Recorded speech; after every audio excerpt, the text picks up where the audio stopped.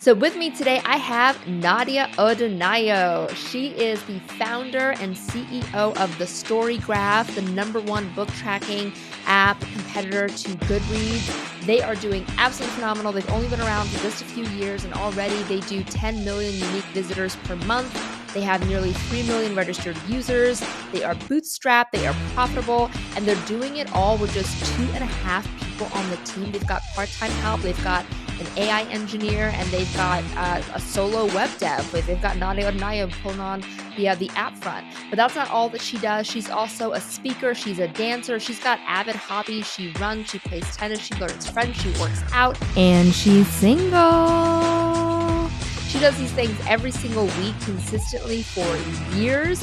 She's an absolute inspiration. She's an absolute legend. I'm so excited to have her on the show to talk about everything that she is doing and how she gets it all done. Thank you, Nadia, for being with us today. It's my honor to be here. So, what I'm really excited to dig into is a little bit about your background, your story, kind of how this all got started. But then I'm also hoping to dig into just where things are today and lessons we can all learn. There's tons of people who are here today who would love to bootstrap their own company. I feel like you're constantly told that you need funding, you need VCs, you need this, you need that, and you kind of did it more or less, on your own with some help. But you got there, you went very far on your own. So I'm really excited to dig into how you did that. So first, I want to start from just appreciating the different hats that you wear at your company today. You do the marketing. You don't have a marketing person. You do the community. You don't have a community person. You do the business CEO type stuff, and you do all of the actual web development on the app. So the things that people interact with on the app is mostly written by you. Where did you learn these different skills? How are you able to kind of put together this skill set of stuff so that you can execute so well? Good question. I will say that I don't necessarily think I'm excellent at all my jobs. So, for example, the social media side, I run all the social media on StoryGraph. And I think that I've just been like picking that up as I go. So, there's a bunch of things that 5 years ago when I started StoryGraph, I was just figuring out and I've just gotten better at. And also for the social media, as the product's grown, my job has become easier with that. I don't need to try so hard to gain followers. I just be myself, talk with people about books. And because I've got the product that I'm constantly working on, I just share product updates or I ask feedback. And I think we'll maybe talk about customer interviews and user research in more detail later. But I think having those category of things, product updates, customer feedback, and just being a reader myself, that just makes things like the community management and the marketing side of things just come naturally to me. Mhm. So there's roles that I kind of just do good enough to sustain them, and then things like the web development. So I was going into a banking career, but I did a boot camp. And then after boot camp, I worked for a year and a half at Pivotal Labs. And there I was surrounded by excellent developers, pairing all the time. And that gave me my coding skills. So the boot camp working at Pivotal. But while at boot camp, while at Pivotal, all of the teams are cross-functional. So you're on a team with a product manager, with a designer, and you're learning. Sometimes you're sitting into user interviews, or you're sitting right next to the designer who's designing the wireframe. So through exposure to all of those different roles and working on the same desk as some of these different people, and also becoming really good friends with a lot of people who are product managers and designers and user researchers, I learned skills and techniques that they did. I also had a lot of side projects before I started StoryGraph. In fact, StoryGraph came from one of my side projects. And so just practicing on the side with my side projects meant I almost had trial runs of trying to design things, of Mhm. trying to put things together. And then, as you said, I have help. I have friends that I reach out to for advice. I'm someone who's quite independent, so sometimes I want to do everything by myself. But I've learned over the years that don't be shy to ask for help from friends and experts in your field, because it's just a lot more. You can go faster, and I'm trying to make the best reading app as possible as fast as possible. So I shouldn't be shy to ask for help from my friends. Yes, and someone mentioned in the chat also that good enough is so important, right? For so Yes. many things that we're doing, whether we're bootstrapping or starting a side project or whatever we're doing, it's, we strive for excellence because we want to be amazing, but usually it's not necessary. Usually you don't need to be great at the thing you're trying to do. You just need to be good enough to get the job done and keep it moving. Yeah, that was particularly true with the design on StoryGraph. Mm. So I was not a good designer at all. I'm still not a great designer, but I just knew that, especially as a new product starting out, the important thing was the functionality, because the improvement with design could come later. I needed to prove value with something that was different and that helped readers, or like help readers find new books, and then I could always improve the design. But if I didn't have an app that did something unique and different, there's no point designing something that looked pretty. So I was always, whenever I didn't feel confident about the design, which there are still large aspects of Storygraph today that I don't feel confident about, I just Mhm. remember that, but the app itself is providing value to people, and I can always improve the UI and the UX. I want to dig into your background a little bit and talk about kind of how you got to this point. What were the key parts of your story or background that you feel really served you in your current role? I think if we go right back, I'm very fortunate to the parents that I was born to. So I was born in London and my parents met in London, but they didn't have it all, and they wanted to make sure that they set up their kids in the best way possible.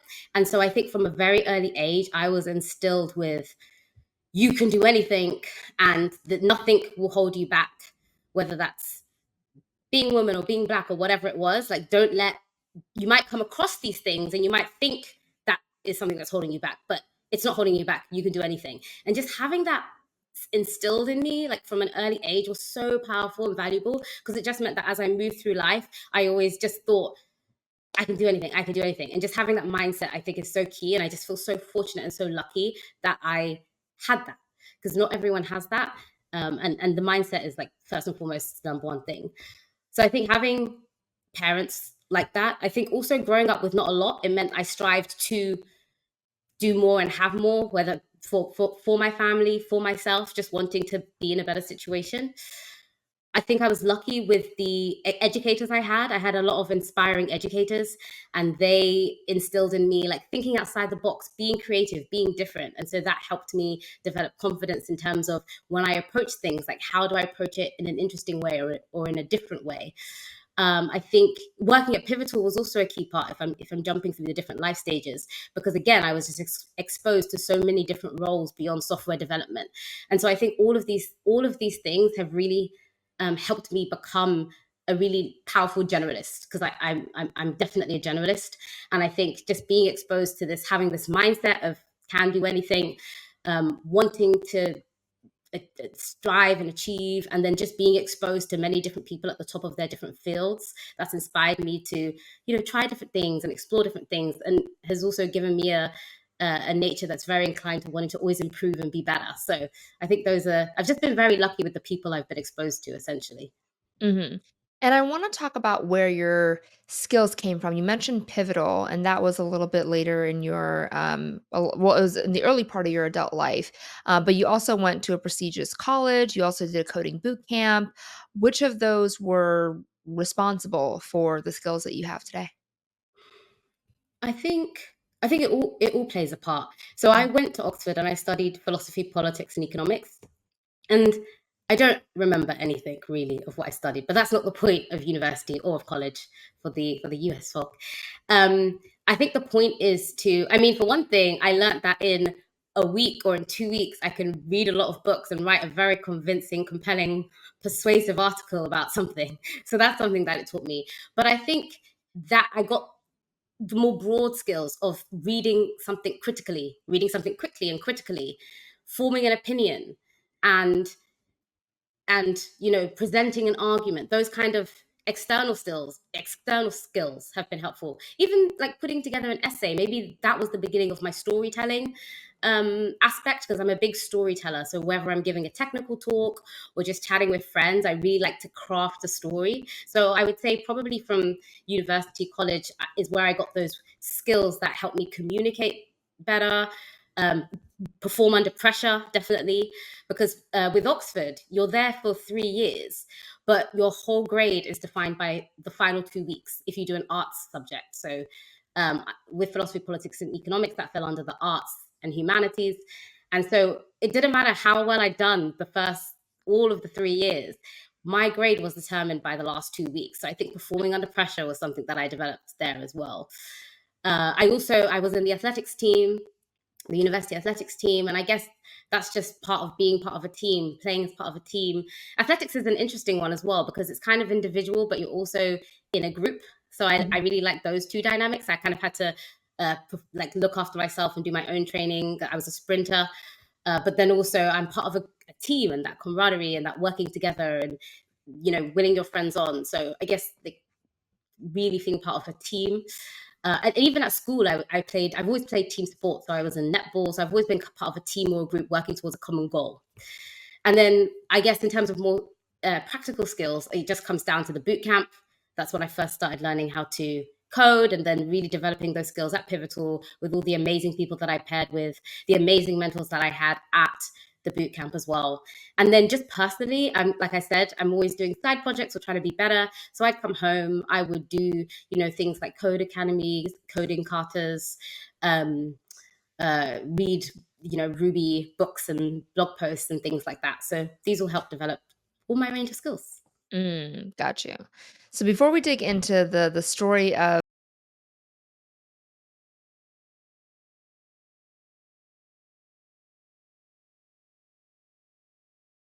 is really interesting because what I've learned about working with different people with side hustles is there's never just one, right? There's like a couple things kind of going on as well at the same time.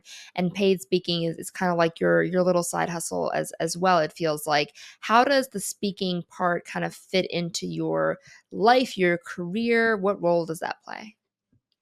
So the reason I actually got into speaking at tech conferences was because when I started at Pivotal, a group of people in the office were going to this conference in Brighton. And I remember seeing everything on Twitter and thinking, that looks so fun, I want to go.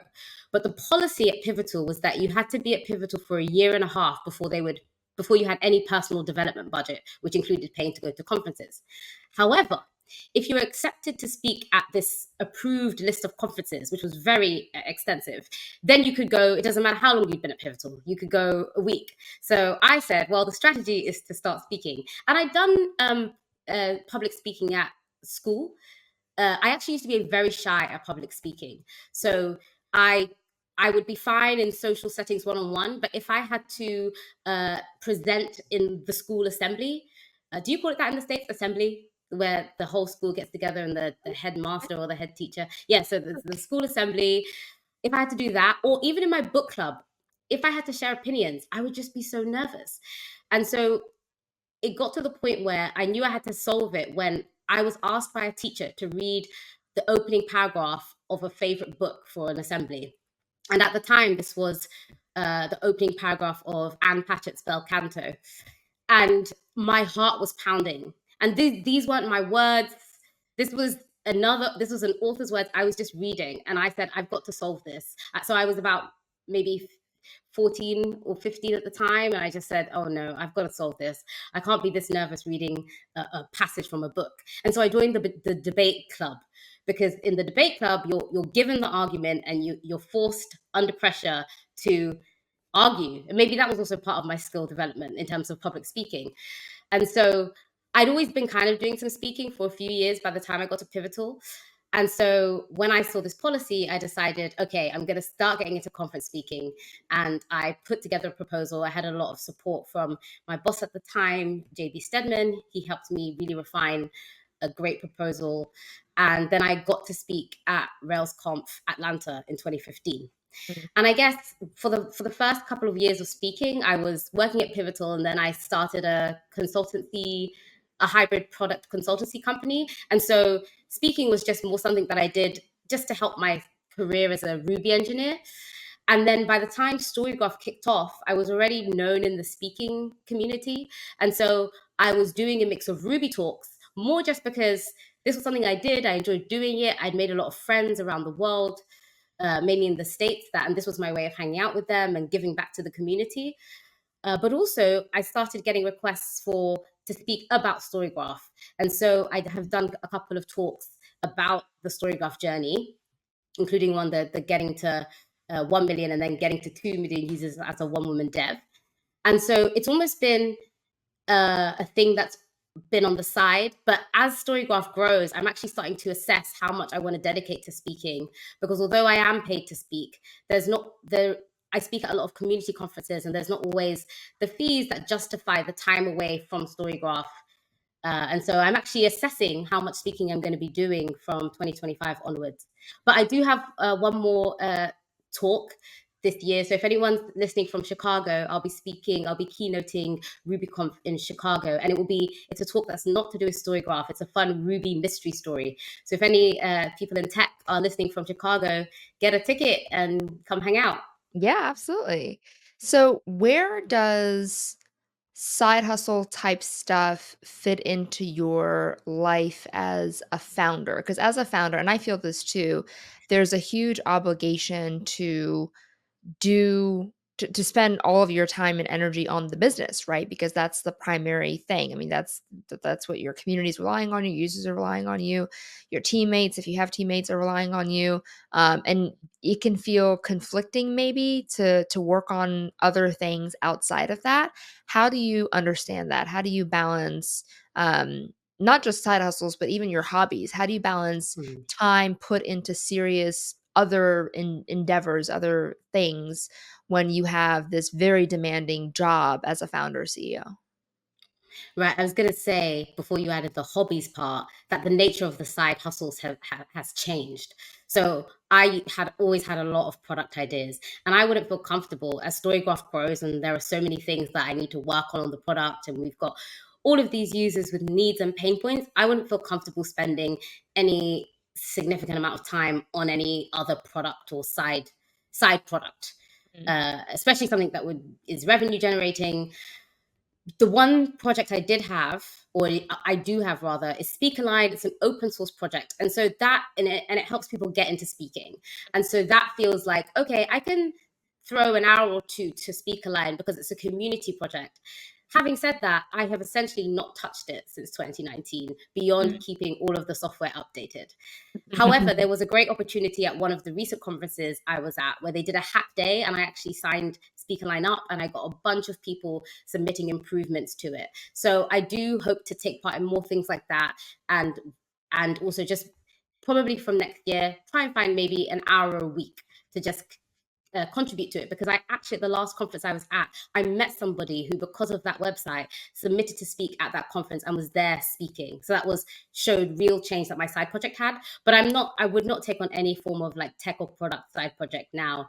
I like helping friends though, so I might like give a friend an hour or two here or there, Mhm, a few times a year, but that would be it. But it's very, very important that other hobbies are maintained. So I've been mhm, going since 2019. I started StoryGraph in earnest because it was a side project before then, but I started it in terms of what it is today. It started in earnest on 3rd of January 2019, and I've essentially not stopped yet. I haven't had an official holiday apart from my birthdays, where I have my tradition where I don't do any work. Even then, I still check in the morning that nothing's broken. But um, apart from then, I've not really had an official holiday, and I'm fine. I'm great. I'm not burnt out. And I think the reason why I've been able to keep going and can probably still keep going this way for another 5 years is because I make a lot of time for me and my hobbies. So one of them is reading. So I make time to read um, every day. And I used to have an hour reading in my calendar every day. And I don't know when it got deleted, but I was thinking just yesterday, I need to put it back because I'm not reading as much and my pages goal is in jeopardy. But making time for reading. Dance is my other main hobby, and that is just an escape. It's so much fun. I'm working out. I've got my dance community. I work out, as you said, 3 times a week. I play tennis. So all these things are keeping my mind and my body healthy and me happy. See, I talk to my parents in some form at least once a day. Most days, at least once a day, every day. Anyway, and then I see friends. I'll have a meal out probably roughly at least once a week, once every other week, and just all these things mean that I can just keep going because I'm not I think a lot of people, from the messages I receive from customers, a lot of people assume that oh, Nadia must be up all night, doing a lot of all-nighters, um, so intense, not really having fun, because I get a lot of messages like, you need to rest, you deserve a break. And it's like, don't worry, I'm fine. I have built in breaks every single day. And that's why I can keep going. And also, that is why when the time calls for it and I do need to do all nighter, it's not disastrous and it doesn't wreck me. And I can do it because most of the time I have really healthy habits and a lot of balance. So I think when you're a founder of a company, especially bootstrapped, where the team is so small, it's very, very vital that I do make a lot of time and space for my hobbies and side things. Mm. Tell me about how you balance everything. Do you have like a schedule where it's 8 hours of work, a couple hours of play? Is it a to-do list? I know you have like different. I know you live by your calendars and you have systems in place. What do those systems look like? Whew, okay, there's so many systems. So let me just focus it on your question and not ramble on too much. I think the key ones to know are, one of the reasons why I really enjoy myself and love my life is that every single day is different. One Mhm. day it's a 14-hour code day. I'm focusing in on a feature. One day I've done a couple of hours of coding and I've had a dance private and I'm meeting friends for dinner. And I think that is what I love about my life and my setup and being independent and having nobody to answer to. I just craft every day. The day before, I'm planning the next day, and I'm looking ahead at my calendar. Oh yeah, that thing's coming up. This thing's coming up, and so I think there's that flexibility there as well. In fact, I have experimented with structure before, because when I started, especially in the early days when StoryGraph, we didn't have any users, or I had like 5 users, and I was doing a lot of customer research, so there was a lot of waiting. Whenever I would arrange something with a friend, I would always offer to go to them, because I would always say, "Hey, I'm flexible. I can just come to where you were working." And I realized I had to put some of my own boundaries, because I realized I was spending a lot of time traveling to people during the week. Mhm. And I was like, okay, I went through a phase where I was like, at this stage, I don't have a 9 to 5, but I need to pretend like I do. And now that everything is like, there's so much momentum, there's no shortage of things to do, I don't need that same structure anymore, because if there's a free moment, that's not like if there's a free moment, I not even a moment, because I would schedule moments for myself, like breaks. So if there's a free moment, there will be work to do. So I don't really need that kind of, it has to be 9 to 5. That doesn't really work for me in the same way. So I would say that in general, there's flexibility on a day-to-day basis, but I think the key is having some form of structure and time boxing, putting calendar events in. That's how everything actually does get done. And if I Mm. find that something hasn't been being done, like I said recently, why am I getting so behind on my reading goal?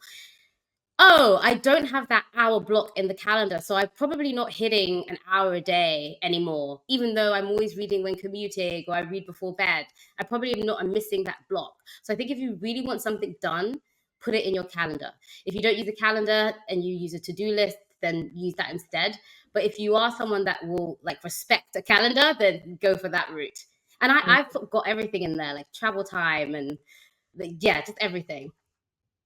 And you also use is it the getting things done system?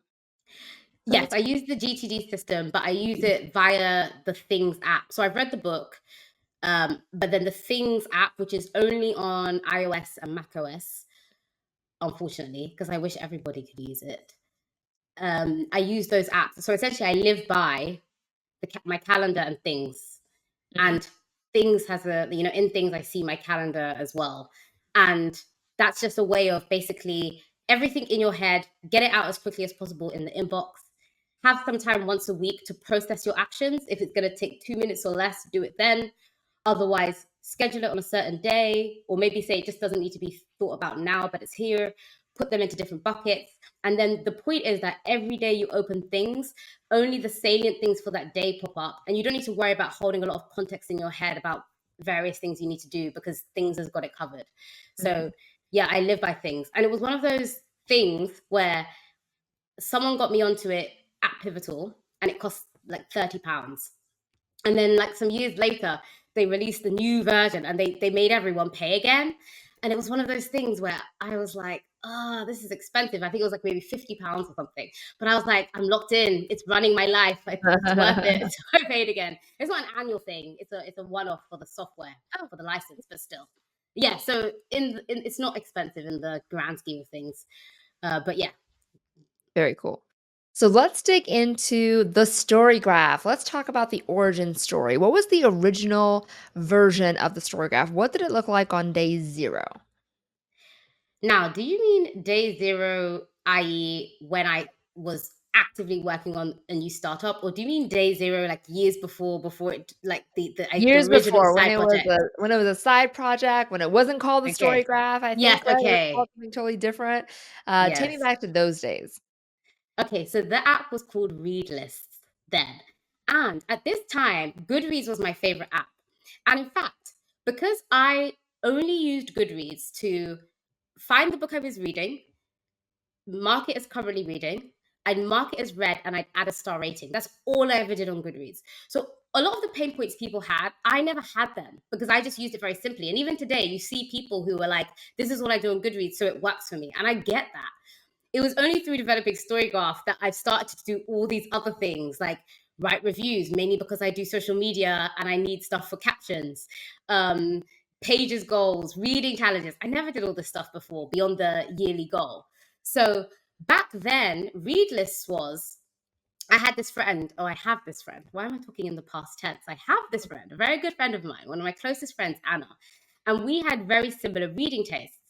And every time she marked a book as 5 stars, I was like, I want to read that. And I was trying to keep track of a list of the books that she had marked as 5 stars. And then I said, oh, I wish I had this progress bar that would show me as this list, how many of Anna's 5 stars have I read? And then I was going on a trip somewhere. I can't remember where, but I remember thinking, oh, I would love to put together a reading list that was like a mix of fiction and nonfiction that helped me get ready to go to this place. I don't know if it was somewhere in Greece or where it was.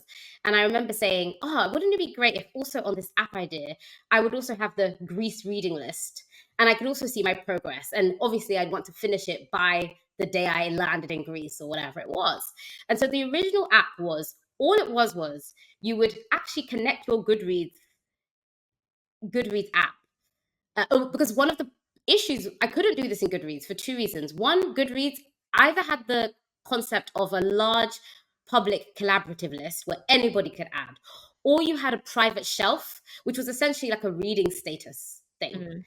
Mhm, You had like tags and lists too. But what I really wanted was a way to create lists that were just for you, or you could do the permissions on each list and then track it in a pretty dashboard of progress through your reading, essentially.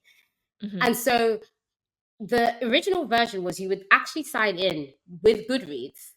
It was a companion app. It wasn't a competitor. It was a companion Oh, app. So you would sign in interesting, with Goodreads and it interesting. would say which of these do you actually want to import to be a dashboard, and you would check them or just be like none, and you're going to create new ones, and it would show you. It would just create a dashboard very similar to the current reading challenges dashboard that we have. Mm. So that was actually the original concept. It was just a way to track and share reading lists on a pretty dashboard. That was day minus whatever of StoryGraph. Interesting. Okay, so when you're making this side project, what were your intentions? Was it hopefully one day becomes a big business? It will definitely become a big business. It was just for fun. Like what was the goal? Okay, so pre-starting StoryGraph, my actual dream was to be an iOS developer, an indie iOS developer who had like a suite of apps and made money from those apps. And that was how I was gonna survive. So that was Mm, actually my dream. So I didn't think necessarily any one project was gonna be huge, but I just thought, oh, I'm going to be one of those developers that has apps that together maybe bring in like 6, 7 figures in a year situation is what my goal was. Pre that, by the way, I did dream of, I've always been entrepreneurial and I did dream of being a startup founder and an entrepreneur. And I realized for years I would go around being like, I want to be an entrepreneur. And then one day I felt silly because people would be like, well, what are you going to do? And I was like, I don't know. I just want to be an entrepreneur. And then I realized as I got older and started working in tech and working on different products that that was silly and empty. I needed to, find a pain point, find something that actually needed to exist. I also used to follow things like TechCrunch, and I would see, especially I was wanting to go into investment banking. This is all post my investment banking phase, Right. right? But in my investment banking phase and studying economics, I was reading all the financial news and all of that stuff. And anytime I saw anything about like a VC funding round, I used to think, wow, those people made it. That's amazing. That will be me one day. And then again, as you get older and wiser, you realize raising millions of dollars does not mean you have a successful product, does not mean you're profitable. It's just a marker that the investors believed in you, or believe in your product or believe in its potential, but it doesn't mean you've made it. And then you would hear all of these stories of people who would even exit, but because they'd been so diluted, they didn't even make any money. So I moved away from I want to be a founder of a VC backed company to I want to be an indie iOS developer who just like works for myself and makes all these cool apps that help people. And I think Readless fit into that originally. Okay. So now you have started working on Readless. At what point did you say this is now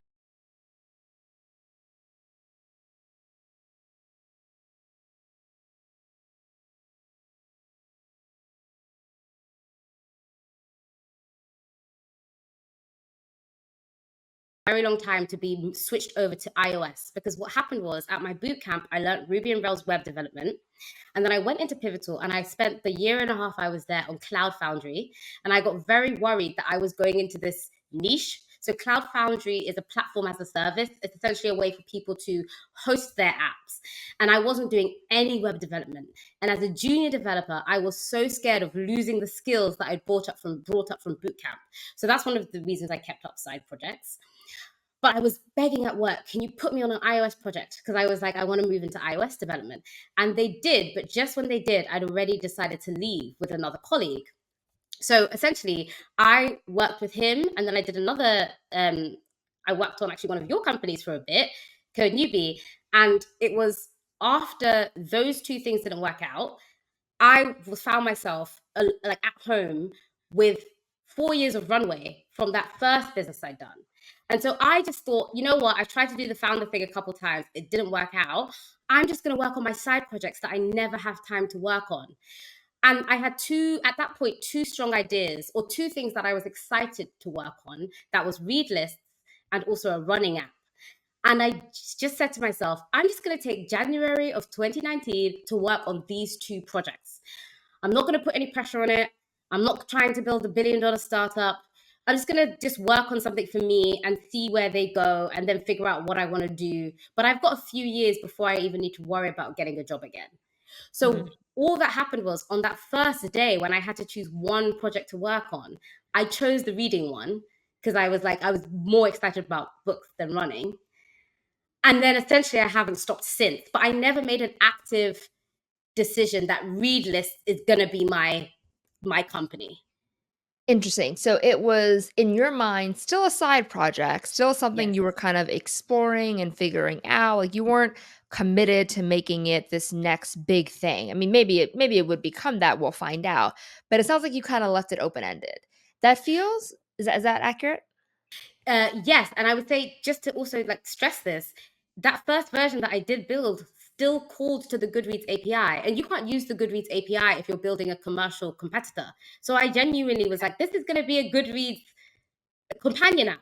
Yeah, yeah. One interesting point though is that through becoming transitioning from the economic investment banking world to tech, you start to notice when you use tech products when things change or when they don't change. And so while I didn't have big pain points with Goodreads, I did start to notice that, wait a minute, this app has not changed at all since I started using it in 2012. And I remember Wow. being like, don't Amazon own it? I don't get this. And I would see other websites and apps like change now and again or have an Right. update. Yeah. And Yeah. Goodreads never did. And I always actually just found that so strange. I was like, what are they doing? I don't understand. Like, I just didn't understand. So that was something on my mind. And I remember being like, but I didn't hate it enough to feel like I need to build another version. I didn't feel that way originally. So I want to call out something that you mentioned.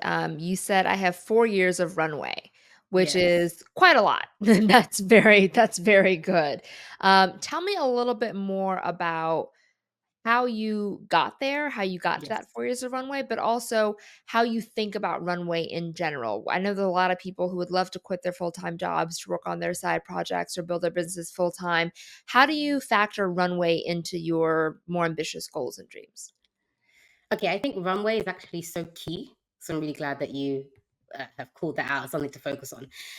And I think that actually the key thing I always like to stress is that this I got to having 4 years of runway. So even before I got to the 4 years of runway, I was trying to practice uh, putting away, saving in index funds any money that I wasn't spending from my salary, which when I started was only £35,000. That I think is maybe about 45, $50,000 US dollars. So um, luckily, I'm someone who I don't really party. I don't go out much. I don't drink really. So I don't really buy clothes that much, at least then.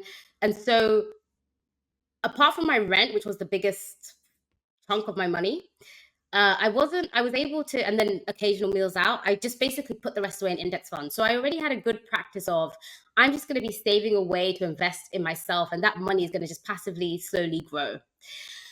And then when I left Pivotal with a colleague to do this hybrid consultancy product company, our original product contract and then products didn't work out.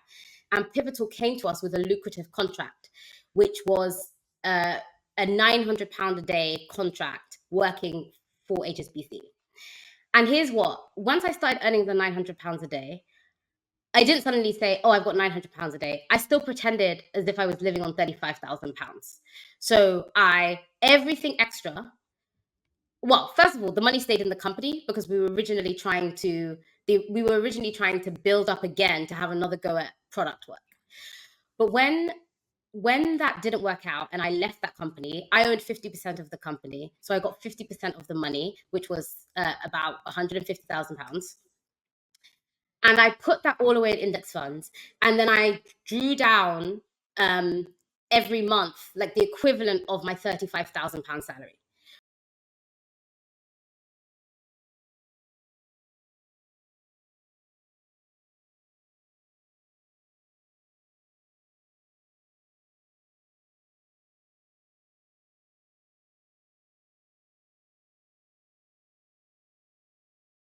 I saw how I was living, saw how much I was spending on average, and said, okay, I'm having a good time. I'm going out to see my friends. I live with one other person or by myself. I don't need to go above this. So therefore I put those limits on my spending on different buckets. And when I say limits, they're not hard limits. It was just like I used You Need a Budget, YNAB, just to keep track. And I said, there's no reason to go above this because I'm having a great time. I'm happy. And so anything extra got saved. And so by the time I came into more money, when I got that six-figure lump sum, I just put that straight back into the index funds and pretended it didn't exist, and just act, and I was able to do that easily because I set up good practices around my money and saving and my goals, and I knew I was investing in myself. Mm. Um, and so I guess the main thing here is like runway is so key, and I think that if you have the opportunity to do this, uh, look into fire, the financial independence, retire early, then you should definitely do it because it just gives you freedom and flexibility to not eventually not be tied down to a certain job, or to give you space to quit a job and give yourself some months or a year to work on something else. Yes, I love this, and Linda pointed this out too. I love this idea of, enjoying your life, but not spending it all away, right? We did something, kinda similar with my husband and I. It's much easier with two incomes, so it's very impressive that you did it Mm. with one. Um, but just thinking about taking stock of your life and thinking, "What is it that I need to be happy and fulfilled?" While maybe not getting everything I want, while maybe not getting, like, my reach goals quite yet, maybe putting those off for a later date, can get you very far in terms of saving and putting time that you're talking about.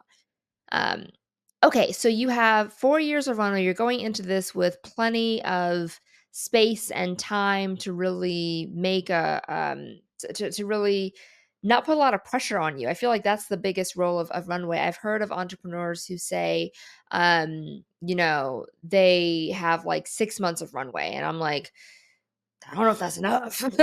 So when Mm, you're thinking about how much runway you advise people to have in terms of, quitting their job, digging into yes. something full time, really going all in, do you have an opinion or advice on how you should plan for your runway and assuming that you have some control over that? Yeah, and actually that ties on a good point that Rob made in the chat. Rob, my co-founder. I'm assuming that's the same Rob F. Otherwise, Rob, that would be a my coincidence. husband, your Yeah. co-founder. Yeah. So the key point I want to make is uh, having the good financial habits from today is key because I came into through my consulting company a lump sum, and that meant because I had the financial habits. When I had the lump sum, I could just continue as normal. But if you don't have the good financial habits, that means that when you have opportunity or luck or whatever it is, if you come into money or you earn, you suddenly get a pay rise, then you won't be able to capitalize on it. So the financial habits are good because even if you don't come into money long term, just a great way to build wealth. But Mhm, it also means that in the short term, if you suddenly come into money or you work hard for, or you get a very lucrative contract like I did, it means that you can make the most of it. And so then when I was facing 5 years of runway, that is a long cushion. Even then,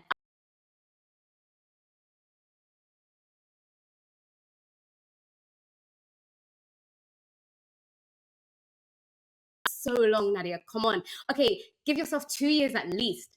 So what I'm trying to say, and then what I'm trying to say here is, it really also depends on the person's risk tolerance. So for some people, 6 months is fine because they're like, I know I can get a job like this, and it depends on what they were doing before, whether they're consulting or they know that the nature of the industry means that they can get a job tomorrow super quick. Or maybe the type of job they have, it's going to take a long time to find a job.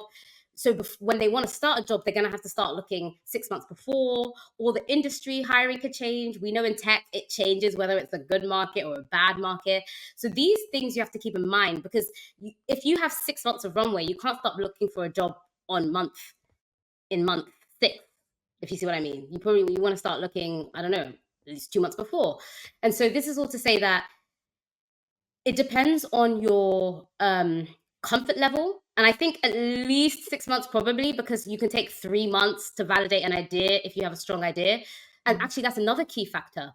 How strong is the idea or the pull or the thing you want to work on? So let's assume you're like, I have not much runway, but I have this thing that I'm just burning to work out. It's a very clearly defined product. I've validated the pain point already.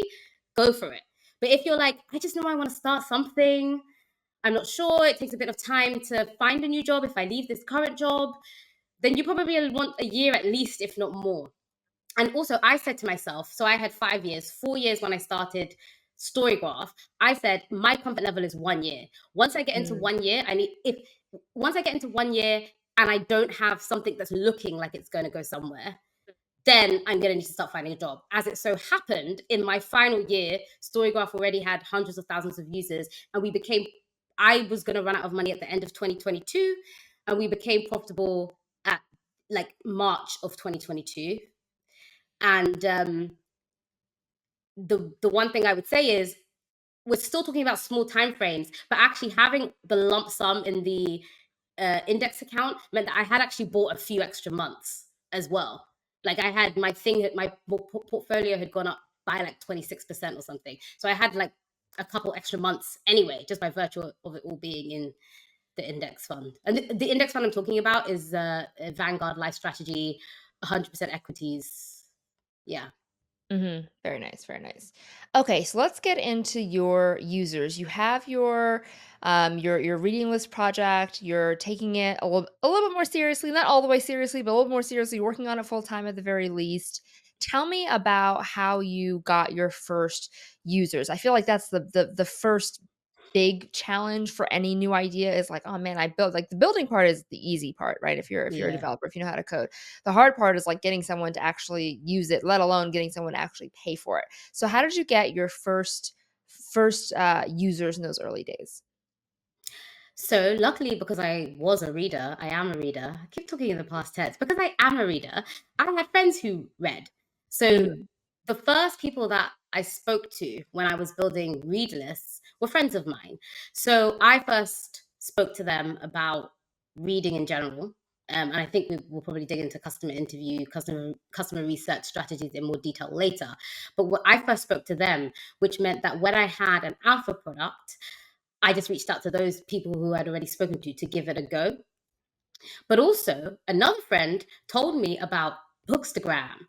And I remember being like, what's that? And she was like, it's the books community on Instagram. And for anyone who's watching who comes from the Bookstagram world, I asked my friend, um, how do I join it? Because they didn't get this concept of the hashtag. So I was like, well, how do I join? And she was like, I think you just search the hashtag. So I searched Bookstagram and I just saw people and posts and I started following people and I created a StoryGraph account. This was pre having a product. I had a Readlist account from a bit before, and when it became a bigger reading tracker, I created a StoryGraph account. And I just started following Bookstagrammers and cold DMing them to be like, hey, I'm working on a new product for readers, mood readers at the time. Do you want to try it? So those are the two ways I got those first handful of users. How did it feel to get those first users? Cool. That doesn't Okay, sound very honestly, convincing. no, because I'm thinking, I feel like the earliest users, I feel like at this point, I still thought people were being nice to me. Okay. Because they were my friends. So I think if I was like, hey, do you want to try this thing? They were going to say yes. And then I Mhm. think the Bookstagram people also were like, oh, this woman from England DMing me trying to build a new reading tracker. Sure. Yeah, Lots because of it was people ignored free. me. No one was paying at this point, right? At this point in the alpha, nobody was paying. And I did eventually start a beta paid program for which I had like a dozen people paying, which was cool. But yeah, I still it felt cool that I had some people's attention, but it didn't feel like solid. It still Mhm. felt like, how long do I have their attention for? I don't have it for long. Like they've given me their time and I'm trying out this thing. And at the time, it was this reading tracking thing. And then very quickly it became a personal recommendation service. You know how with Oh, how'd startup you get products, it was there? pivoting. Okay, Yeah. so how I got there was spent that first week or two building, finally just building, as you said, the easy part, building this read list product. Yeah. And then I showed it to my friends and I was like, what do you think? And they were like, oh, it's cool. And I was thinking, Don't it's believe not like, them. I Yeah. don't believe them. So but what I did know was that I had an amazing time working on an app for reading. I had always loved reading and it just clicked. I was like, I need to do something in books. So then I put the app aside and just started talking to people. This is when I was cold DMing the Bookstagrammers, talking to my friends again. And that's when I realized people had an issue finding consistent, high quality recommendations that were, personalized to them. And so I said, aha, I'm going to build a personal recommendation service. And so I built an app that was essentially, the app didn't do anything. It was me. I was the You brain were the power app. behind the app. I was the app, but there Yeah. was a web page, and Yeah. people filled out forms. But everything just ended up in my email inbox. And so they would fill out a form and I would send personal recommendations to them. And so that's how we ended up at the personal recommendation service. So that sounds very n not scalable, right? That feels like a very hard task, and also kinda risky because it's so subjective, right? Like, it's a Mhm. recommendation, so how do you know that you've done your research well? You don't maybe I don't know if they're your friends, maybe you kinda know them a little bit, but do you know their reading preferences? That doesn't feel like an idea that lends itself well to an app product. What was your thinking when you decided to go down that route? Did you see an end for that application, or were you just what was the thinking behind that? I think that's a really good question because the thinking behind that is what led me to get to where I am today. In that I did not fight, I did not stress about this doesn't scale, this is not sustainable. I just followed what my customer research showed me, and I had Mm, faith that eventually I'd get to an app that worked. So mhm.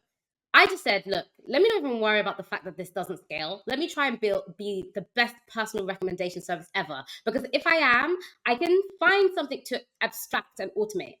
Mm, So I figured out a survey to ask people. Sorry, before that, I filtered for people who read at least 52 books in a year, because that way you're finishing a book in a week. So you are likely to, within some weeks, hopefully, read the recommendation I've given you. mhm, So I can get a feedback on was it a good recommendation. mhm, Then I figured out a survey to ask people. I interviewed everybody before I started giving them recommendations and built up a profile for them. And I asked, I can't remember what I asked at the time. What was the last book you read? What did you think about it? What are some of your favorite books? Why? What's a book you hated? Why? Like all these kind of things. And I just wrote a detailed profile. And then I had another form which looks very similar to the filter menus you see on StoryGraph today. And I would say, okay, the next book you're looking for, what kind of mood do you want? How big? All that kind of stuff. mhm, And so then I would spend, some people I find something quite quick. Some people I spend hours because I really wanted to find something that they'd never heard of. And I think 95% of the time, even when I expanded this to dozens of people, people were like, I've never heard of this book. And even people who read loads were like, where did you find this book? I'd never heard of it. And I just did so many hours of research and it was very not scalable. But I just said to myself, I'm not going to worry about this right now. This is working and I'm just going to keep trying to develop and automate this where I can. interesting. Okay, so you're doing this, recommendation, someone call it Mechanical Turk recommendations, which is which is pretty accurate. So you're doing that. How long were you doing that for? And when did you realize that it's time to kinda move on to the next stage or the next step in your process? So I did a few rounds of this personal recommendation service. And then I was expecting at some point people to start finishing these books and giving me the feedback because they'd always be excited about the rec when they got it. Mhm, But then I check in, have you read it yet? Have you read it yet? No, no, no. How come? Well, because I was already mid a book. And then on my bedside table, I had three other books I was going to read next. So I'll get to it later. And I thought, oh, okay, if I'm going to build an app that people use all the time, I can't be giving them new books only. I need to help with the current backlog of books they have. And that's when I started to move from personal recommendation service to how can I help you with your current book stack. And that's when I came after through customer interviews, I came across another pain point of users not knowing which book to choose next. It's not that you don't mhm. know of books to read and that you might enjoy, but you've got a long list of books you want to read. How do you know what is the next best one for you to pick up?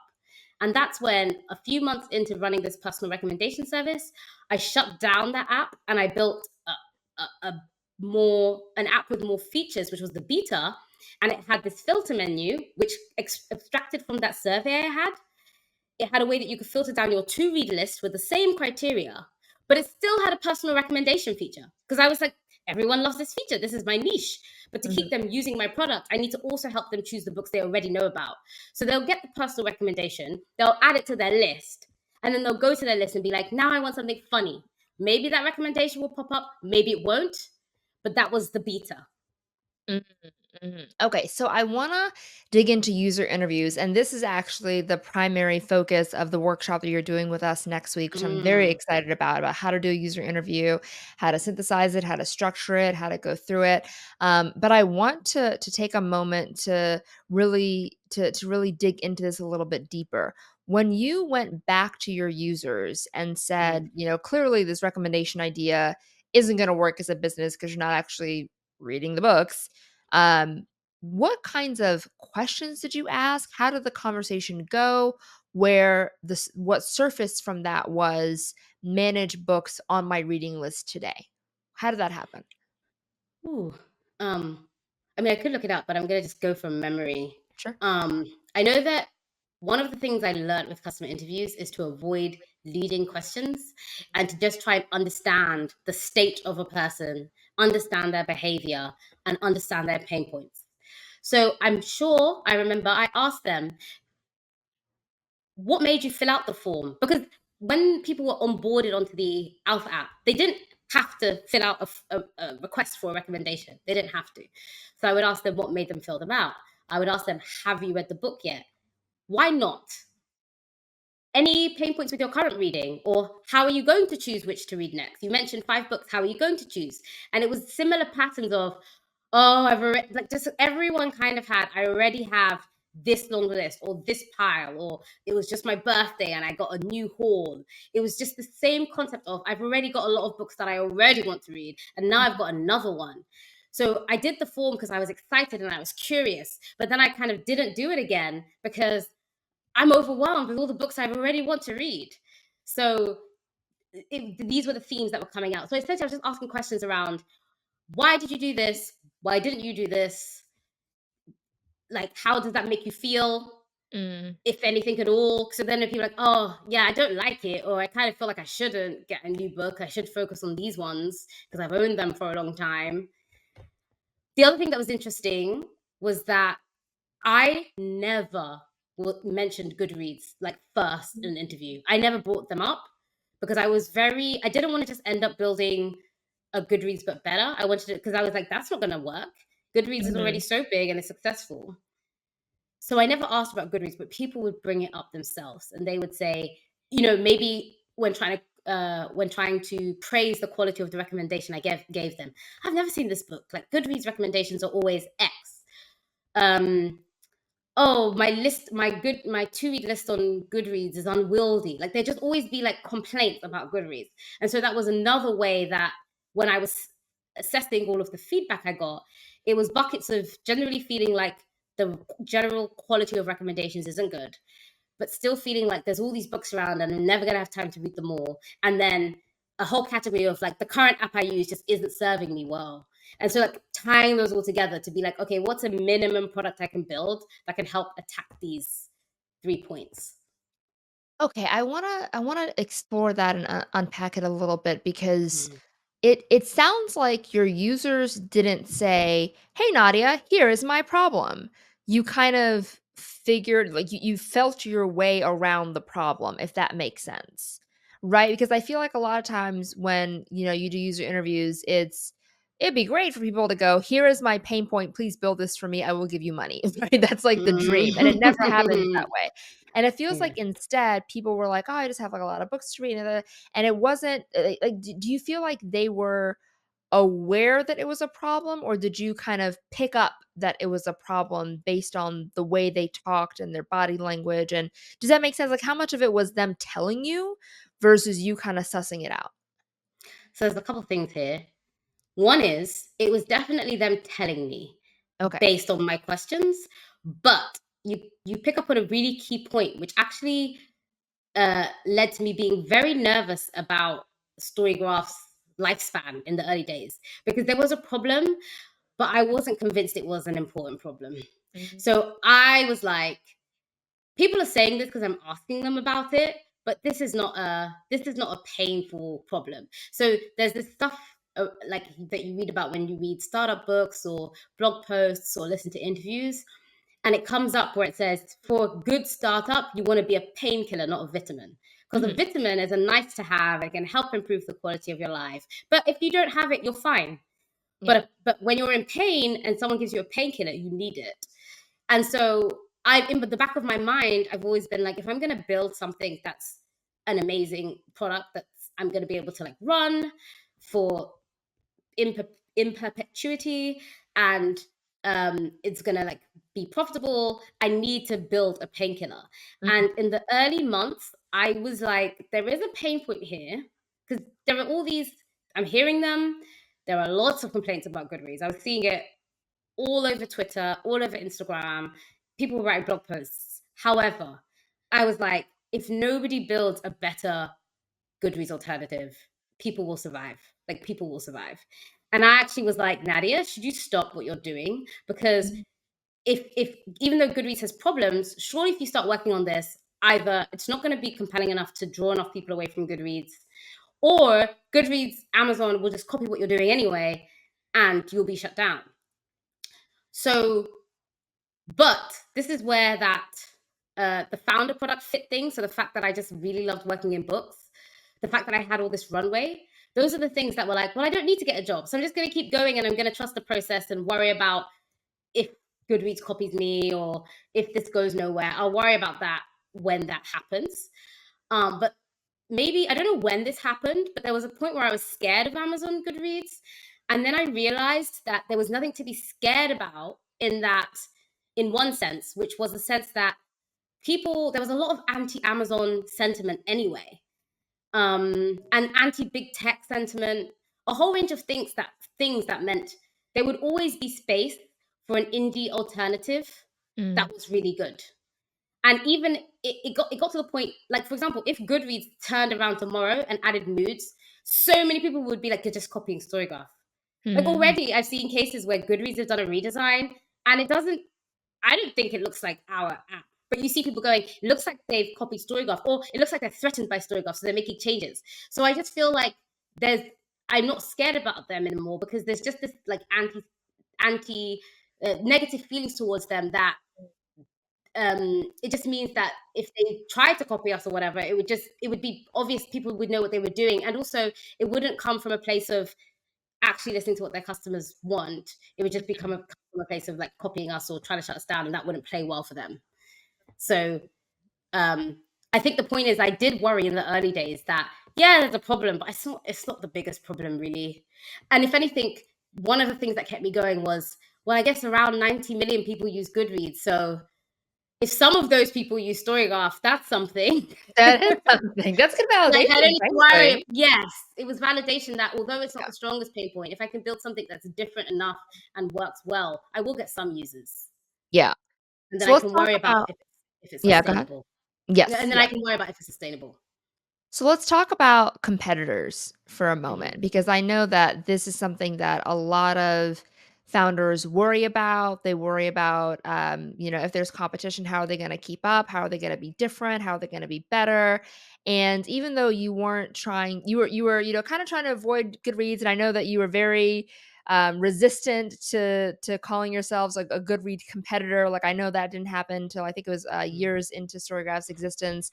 But at the time that you realized that it was about helping people manage their existing reading list, surely you were aware of, Goodreads is in that space. I'm sure there were other competitors in that space as well Mhm. doing something similar. What was the landscape of competitors like at that time, and how did you feel about it? Right. So this touches on one of your first questions, actually, where you said, how did you develop all of these skills? And I said, well, not all of the skills I was good at, I was good enough. Because when we started, there were a couple of competitors out there that I spotted because people would send me their Instagram profiles. And I remember being very intimidated by those Instagram profiles because they Mhm, looked very pretty, very slick. They had designers on the team. And mine, in comparison, I felt it looked embarrassing almost. Like if a bookstagrammer was being told, hey, you want to get off Goodreads, here are three alternatives, here are the Instagram profiles, I would lose. I mm, would lose for sure because I just look like a random woman taking pictures in London of my books and being like, "Hey guys, like just read this," it just. Whereas these other apps had slick graphics, the phones and screenshots of the app. I didn't even have an app yet, and so there was Goodreads obviously, and I would say at the time when I started, there were maybe two other two other one or two other competitors or people who were kind of just starting out around the same similar time, and they had teams. They had like, I remember one in particular was like, we're in San Francisco. We've worked with startups before. We've got a designer. We've got a developer. And I remember thinking like, oh wow. And also there was a point where some people who some of the bookstagrammers who I was originally connecting with ended up moving more towards the other company. And mhm, maybe it was like, and I remember thinking, of course, if they're gonna bet on somebody that's gonna make it, it's gonna be them because they just look slicker. And I mhm. remember being like, I can't do anything about this right now. I don't have funding. I just have to focus on the customers I have and just keep going. And then I remember getting to having that realization where if I keep building something that actually has value for people, it goes back to what I said at the beginning. I will keep my users. There will be a space for people who like what I'm doing more. And ultimately, if something looks pretty, you might use it a little bit. But if the functionality isn't there or the pain points you have aren't solved, you're not going to keep using it. So I just had to Mhm. just keep reminding myself of that. And then over time, I got better at social media and tried to make things a little bit slick. I got some advice from some friends who have fancy Instagrams. Like I have a friend called Daisy, and she has this like meticulous looking Instagram. So I said to her, "Hey Daisy, how can I make this look a bit more professional?" And she suggested, start doing like a colored grid with a quote. And then, once Abby came on board and she was Bookstagrammer of the Year, I think 2019, I think, the year I started StoryGraph, she's seen a lot of profiles. And I would say, what do you think works well? So I started getting feedback and iterating on that. When we launched our beta, it felt like there were two or three other competitors at the time. And the key thing with them is two of them at least had a native mobile app, and that was a point. So in the early days, it was these competitors' social medias are better, but then over time, it's like I kept my early beta users because I was just focusing on them. We got bigger, and other competitors cropped up, and they had a mobile app. And again, people would flock to that because they had a mobile app. And I remember saying at this point, Rob was working with me, and I remember saying looking at taking a quick look at the products, which I'll explain more on that in a minute, like having a sense of what they were offering, and then feeling confident saying, okay, cool, this is the direction they're going down. My research has shown that I wouldn't have made those choices, but maybe that's from their own research. Maybe they've got a different group of customers. Let's not worry about that, Rob. If we just keep doing what we're doing, we will make our customers happy. And in fact, we two of those competitors now don't exist anymore, and Wow. I don't know the reasons. I think one of them was funding, and another one I don't know. But essentially, they don't survive anymore, and we've kept on going. And one thing I want to make clear is I ultimately, when I hear of a new competitor, mainly because people send them to me, Mhm. or it's just being on Books, Twitter, or Instagram, you just see it as well. Mhm. I would when I say take a quick look, that's often just on the social media or the thing I'm tagged in. But then I just put it away and I try not to Mhm. see it at all because I just think it's very unhelpful to focus in on competition, because I think the worst thing you can do is start trying to copy somebody else or just lose sight of the needs of your customers. Because at the end of the day, if you focus on what your customers need and you keep delivering for them day in and day out, you build up trust, you build up loyalty, and you build a really effective product that more people will flock to because it really solves their needs. And sometimes I have to tell people now at the stage that we're at with millions of registered users, 200,000 people using the app every, like at least once a day. I sometimes, when I'm asking for the next feature I'm going to work on, I sometimes have to stipulate, please don't send me any screenshots of any apps that do this already, because I don't want to be subconsciously influenced. And I Mhm. don't want it to look like I'm copying anybody. So I'm just like, I know this is a pain point. Just tell me high level how the pain point manifests, and we will figure out the best solution. But don't, because people want to do that. They'll tag us being like, can you do this? Can you do this? And it's like, I don't want to fall into that trap. Mhm. And so there's always a few. Right now, I think there are a few out there as well. We're the main one, and I think we've been the longest running one at this point. Um, Not including things like Library Thing, which has always been around, which is also part owned by Amazon. I think just 10% or so. But I think just our trust in the process, staying very, very customer focused. Um, I think those things have just led to us being able to survive Mm. Wow. and be able to survive without funding. Yeah. So what would you recommend to people who want to bootstrap their own, side project and hopefully turn it into something more? How should they think about competitors?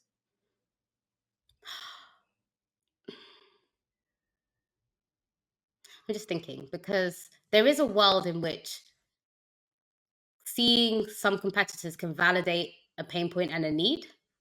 Mhm. And there is a world where there are some product ideas where it's like, nobody's doing this yet, so get going. I think what I would say is, if you have a need or a pain point, do a little bit of research. Just see what's out there. Because if you find a product that you would happily use and solves your pain point, don't build don't build something else. If you're like, I would actually use this product and I'm happy with it and I think it's great, there is no point bootstrapping that. I just don't think it's worth it. Assuming it looks like that product is doing well and is going to stick around. If you see a few products and you can look at them just briefly and see that, okay, I see what they're doing, it validates that this pain point, but I have this niche that nobody's doing yet. So for me, that was the moods and the mood reading. Definitely pursue your idea, but stop looking at the competitors. Mm, And if friends ask you, is it helpful if I send you competitors? Just say, no, I don't need to see them, because it doesn't help you. Once you've decided you're going to do it, you just need to focus on finding your initial users, continually interviewing them, iterating on your product, doing as little as possible for as cheaply as possible. And you just need to keep going on that cycle. And I will be going over this in the workshop next week in more detail. Um, but yes, you need to have trust in that process and not get distracted by what your competitors doing, because you won't know why they're doing what they're doing. It could be because they've done their own customer research round and that's what their data showed them. It could be that they've done no customer research and they're just guessing. It might lead to success, it might not. Chances are, if they're just guessing, it's unlikely to be successful, but it can be, because there's no one right way to do it. But I think a quick look at the competitive landscape just to get a sense of what's out there, does this exist or not? And then, okay, I know what the landscape is. There's still a niche for me, whether that's because nobody's done it the way I would like, or there are some things out there, but I know what my niche is. mhm. And then just follow the process, the customer interview process, a That's customer great. interview process that works for Yes, you. that's yes, I love that. Tell me about getting to your first 1,000 users. I feel like that's a very significant milestone for any company getting to that first 1,000. I feel like that's when start to get some proof that maybe this is working, maybe this has a future. What was the story of getting there? So on, let me get my dates right. 1st of Jan 2020, we reached 100 users. And that was because I relaunched the beta that I'd already made public in September of 2019. And I started to I knew that readers, as a reader myself, Jan 1st was when everyone is like, I'm going to read this many books this year. I'm going to read all these books. Similar to how you're like, I'm going to get in the gym, whatever New Year's goals or resolutions you have. So I knew people were like that, because I'm like that. And so I remember saying, like, I'm just going to like relaunch the beta, re-announce it. And so we hit 100 users that day. But up until that point, that was the most I'd ever done in terms of like talking about StoryGraph. I was just really, at this point, Rob was 2 months into working on this as a side project. Abby had been working with me for 3 months. Next week will be her 5-year anniversary of working with me. Wow. So most of it had been by myself. And so for most of it, and even though Rob's, my co-founder, as you mentioned, I'm the only web and app developer. So the product is kind of 100% of the code is written by me. Beyond, Rob has his code and his models and all that, and he makes me APIs. But in terms of the app code, is all my code. And I still, even though I had a team now, I still felt very vulnerable. I still felt like, oh, I'm a solo dev, and these other people out there have so many developers. So I'm just going to be quiet until I feel like the app is at a stage that I feel confident sharing. But of course, you'll never. I've had, certain companies reach out to feature StoryGraph, to showcase StoryGraph. And I'm still like, not yet. Maybe early next year. It's not quite ready. We're going to do a redesign, right? That's now. So imagine 5 years ago, with my design skills, I was like, I don't really want to tell people, because all these like tech people on Twitter are complaining about Goodreads and saying they want an alternative. There are all these fancier looking alternatives, and I'm going to come in here with my app that doesn't look like much. But I realized I had to get over that, because from the first 100 users and the excitement, and even just using the app myself, I saw that it had value. And so not only did I start talking about StoryGraph more, I also got people with bigger social media followings, Bookstagram in particular, to start talking about it more. And this one woman in particular, her Instagram is Jenna Stop Reading. She doesn't really run it anymore. She made all these reels and videos. And while we were growing, she was a big part in getting to that first 1,000 users in June of 2020.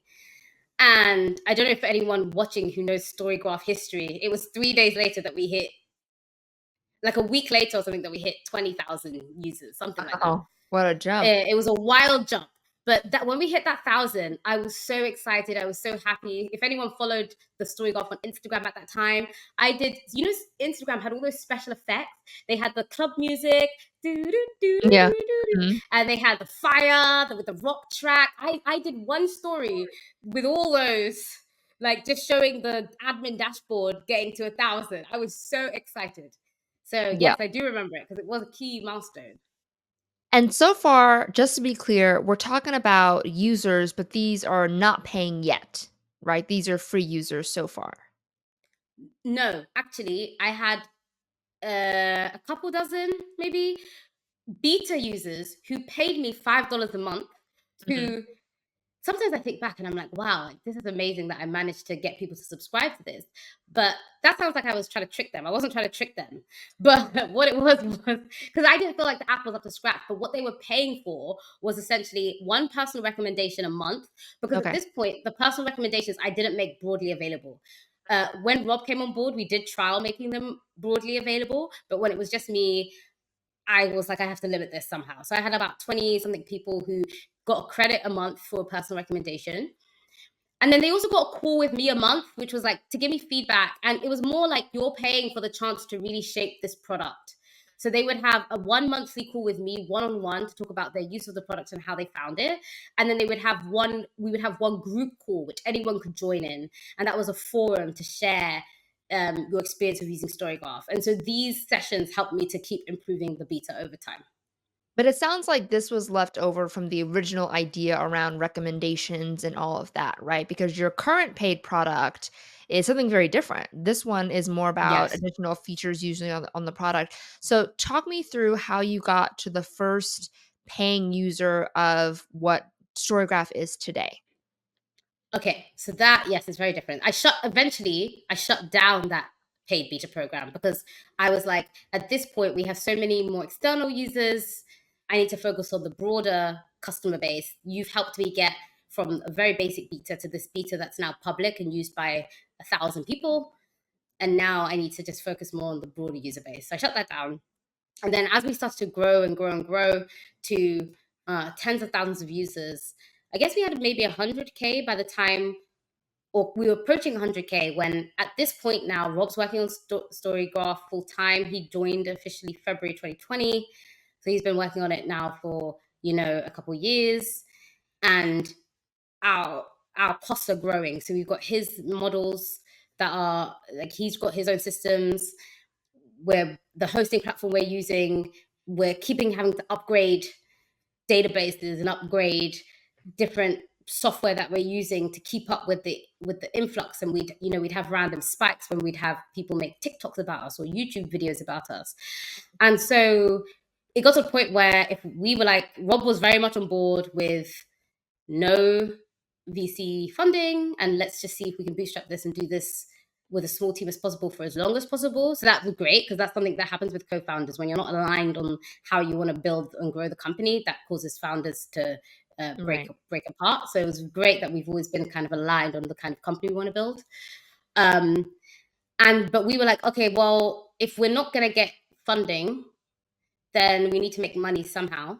And so at this point, it was just kind of like, I need to figure something out. So I just said, well, we're probably going to be freemium. So let me just make up a page, a plus page that takes some of our key features and adds like an enhanced version of it. So take Mm. our stats. If you pay us, you get to compare two of them side by side and get some extra graphs. Or take our similar books. Everyone sees similar books, the same similar books. But if you pay us, we're going to take into account your preferences and you're going to get a unique page of similar books. And so I just put up this page and I sent an email out to everybody who, upon signing up, had checked that they want to receive product updates. I don't think I ever used that mailing list for product update before. Oh, But wow. I think that was maybe my first one where I said, hey everyone, we're going to be launching a plus plan. It's coming early 2021, pre-order. And I just said $30. And I just remember waiting. And then maybe 20 minutes later, the first person paid. And I was Wow. like, wow. And then they came in and we ended up making, was it 40,000. I'm mixing up my pounds and my dollars, but we ended up making like, it was 1,500 people. So we made about, what was it? Yeah, $45,000. Yes, because it was $30. I think I did that right. Yeah. Pressure, maths on the spot. Yeah, so we made $45,000 from the pre-orders, but it didn't feel like ours yet because the plus plan didn't exist. So Right. then that was enough validation. Like, okay, people have pre-ordered it. Let's build it. And so we spent, after January, we spent a couple months building out the extra features. That was then. And then recently we've changed the plus plan, but that's like a whole other story. So did you do user interviews to figure out what people would be willing to pay for, or did you just kinda make some assumptions at that point and just got feedback? I made assumptions. So this is Ah. actually something that I mentioned, I wrote about in one of my newsletters, where it's like you get to a certain point where, and I do this rarely because you have to weigh up the risks, but sometimes you don't need to do a whole round of customer interviews. You have enough of a sense or a gut check to figure out, to just put something out there. So Mm, I knew enough from other customer research around that people love the stats, people love the personalized nature of the recommendations. So using that, I could figure out what people would be generally interested. But then what I actually did was every time someone paid, I sent them a link. I, no, not every time. I actually pretended like everybody got this email, but only I actually randomly went through the list and selected random emails mm, and sent an email that looked like it was automated. It wasn't mm. automated. And it had a survey of why did you pay and what was the number one feature that grabbed your attention? And the number of people that said, oh, I didn't even look at the feature list. I just love you and I Oh. want to pay. It was like 80% or something like that. And Wow. I was like, at this point, I'd always been fighting the whole, where it they're indie and they're an Amazon free alternative to Goodreads. I didn't want to be billed as an alternative to Goodreads because I felt that was limiting. But at Mm, that point where I said we have got tens of thousands of dollars because we are an indie alternative to Goodreads, it's time to own it. So I kept on iterating on that plus page based on what people were saying, and I mm, actually added, and it's still there to this day. If you go to app.thestorygraph.com/plus, even though we've changed the feature set of plus, the top one is still the same, which says support an mhm, indie or Amazon free alternative to Goodreads. And because I mhm. just said, well, there's clearly value in this. I've been Yeah. concerned that, oh, I don't want to be like a charity, and I don't want people to just, we can't build a sustainable business out of support. But now Mhm, I see that there is intrinsic value in being an mhm. indie alternative to a big player. Yeah, that's And huge. so we decided to own it. Yep, yep, that makes a lot of sense. So we have just a couple of final minutes. We have so much more stuff we didn't get to, so much more stuff that we could talk about. But I want to end on something because this came up and people were able to submit questions as they registered an RSVP for the live stream. And this was a question that came up quite a few times, and it was around this idea of managing feelings and around managing emotions. And one thing that I really appreciate about you and Rob, my husband, your co-founder, also is the same way. You're both very positive and you both have like generally happy predispositions. I'm very negative and I'm like a very pessimistic person. I'm very jealous of people who think like you. But I'm sure that it's not all roses, right? During a startup journey, there's some down points, there's some parts that are really tough.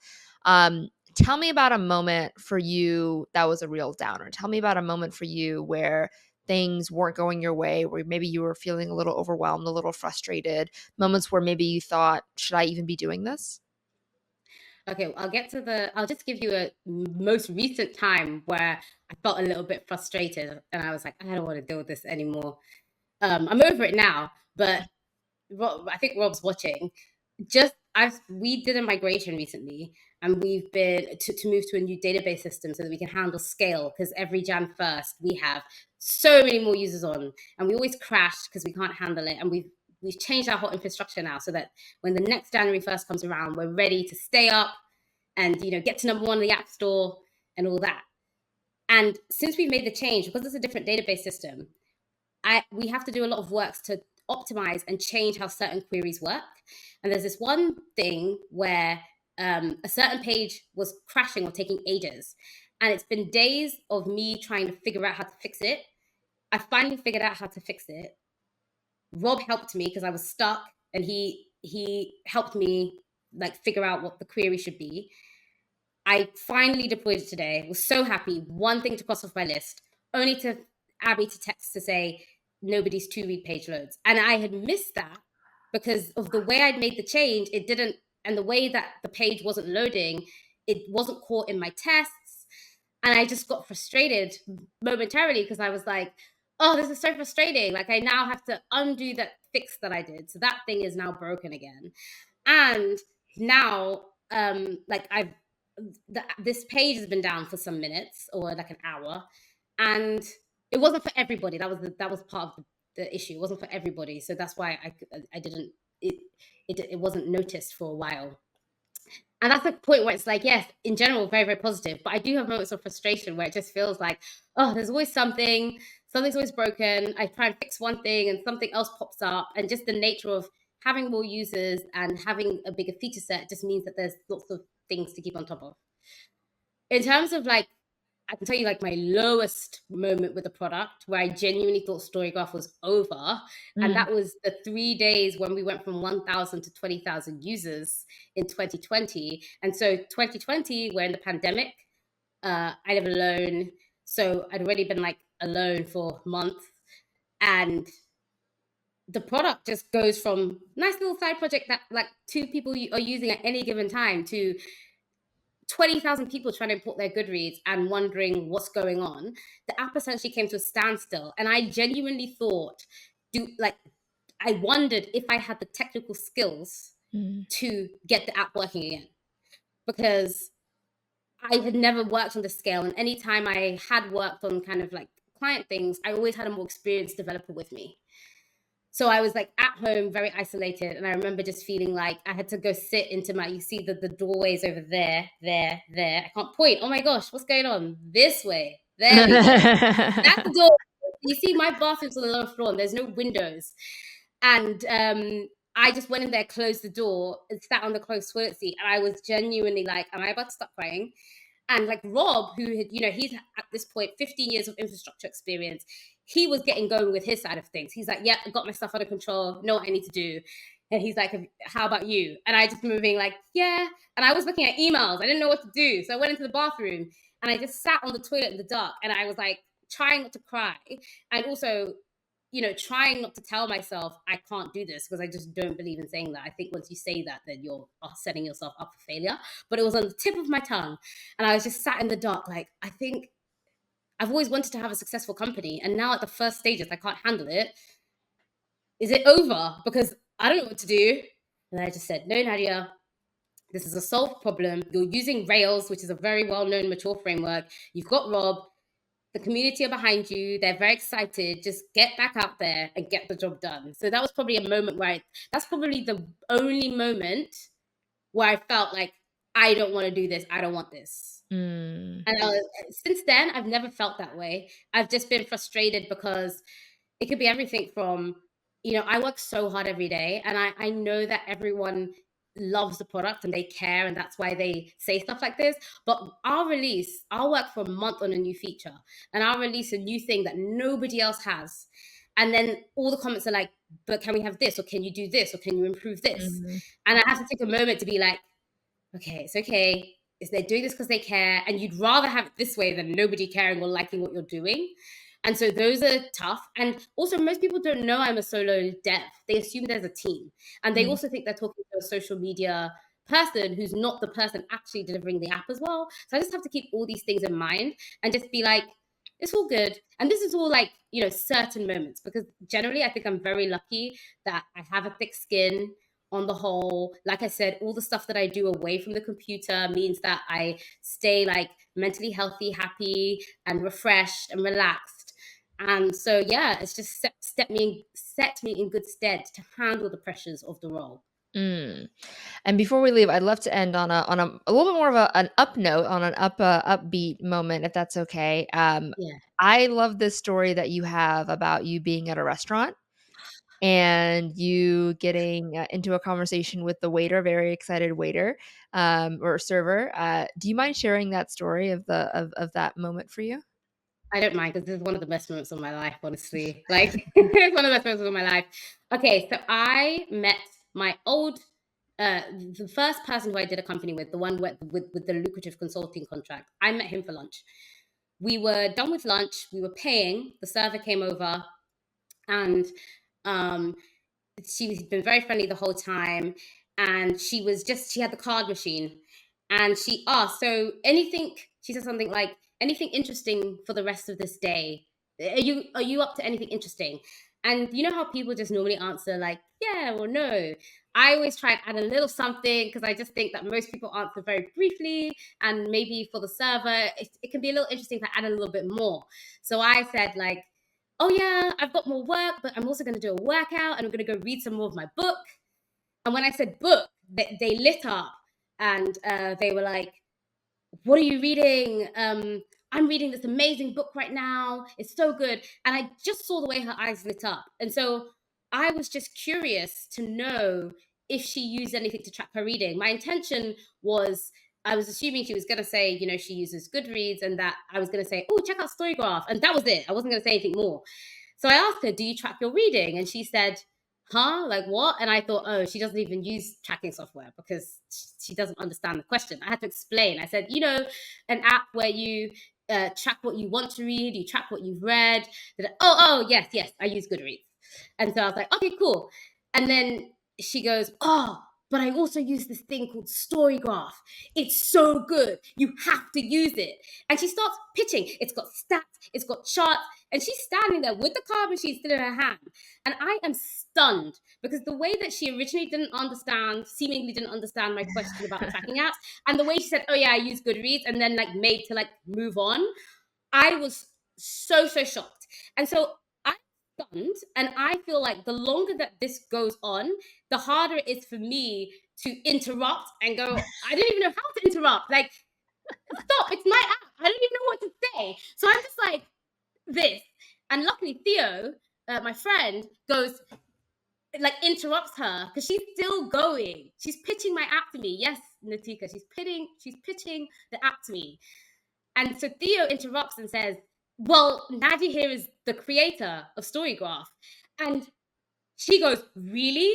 I burst into tears. And she keeps going. She's like, you should be so proud of yourself. Your app is amazing. And she keeps going, like, everyone loves this. We love this. And I'm just sobbing. And keep in mind, we're in a packed restaurant now. So everyone is looking over thinking, why is that server seemingly like talking at a customer while she cries? And there's another customer by the side going like this, like smiling, which is Theo. Like, people couldn't figure out what was going on. And so then Theo, knowing that most people don't know how small the team is, goes, do you know how many people are behind StoryGraph? Because he was then going to say it's only 2 people, like Nadia and Rob. At the time, Abby was doing like far fewer hours than she does now. And she misunderstands the question and goes, how many people are behind it? So many people are behind it. Everyone who works here is behind it. All the people on TikTok are behind it. We're all behind you. We're all behind you. And honestly, I was just sobbing, going, and so that was one of the best moments of my life. Because what are the chances that you're just having a lunch, and because you decide to add a little bit of extra flavor to your Yep. response, your app is being pitched at you so passionately. And Yep. sometimes I'm getting a little emotional now when I just think back to how, when she was pitching it to me, thinking, I have got to convince this woman who also loves books that she needs to check out this app. Not, when I think of that, it gets me emotional because it's like, wow, I built something that really made someone on their job Yeah. start selling my product. Like, Yeah. she's not selling the dessert or the Yeah. coffee. She's selling my reading app. And she's, dressed in uniform, got card machine, and she's selling my app in front of the whole filled restaurant. So Yep. best moment. And it was incredible. That's amazing. That's a great way to end this AMA. Thank you so much, Nadia, for your time and your stories. This is absolutely beautiful, such an inspiration. And as I mentioned, you're going to be doing our workshop next week, next Thursday. We're going to send a link out to everyone who RSVP'd, so you'll be able to get that in your inbox soon. Thank you so much, Nadia. Thank you for everyone who kept us company on the live stream and who were chatting as well. Hopefully, see you guys soon. And thank you again for your time. Take care, y'all. Thanks everyone. Bye.